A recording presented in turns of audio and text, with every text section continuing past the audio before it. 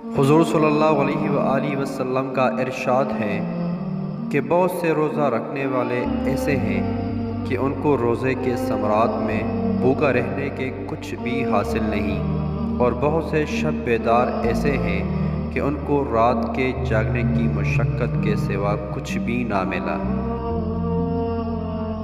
فائدہ: علماء کے اس حدیث کے شرح میں چند اقوال ہیں۔ اولیاء کے اس سے وہ شخص مراد ہیں جو دن بھر روزہ رکھ کر مال حرام سے ابطار کرتا ہے کہ جتنا ثواب روزہ کا ہوا تھا اس سے زیادہ گناہ اور حرام مال کھانے کا ہوگا، اور دن بھوکا رہنے کے سوا اور کچھ نہ ملا۔ دوسرے یہ کہ وہ شخص مراد ہے جو روزہ رکھتا ہے لیکن غیبت میں بھی مبتلا رہتا ہے، جس کا بیان آگے آ رہا ہے۔ تیسرا اقوال یہ ہے کہ روزے کے اندر گناہ وغیرہ سے احتراز نہیں کرتا۔ نبی کریم صلی اللہ علیہ وآلہ وسلم کا ارشادات جامع ہوتے ہیں۔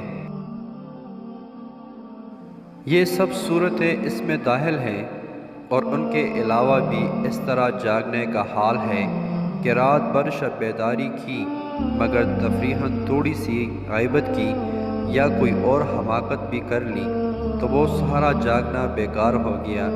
مثلاً صبح کی نماز قضا کر دی یا محض ریا اور شہرت کے لیے جاگا تو وہ بیکار رہے گا۔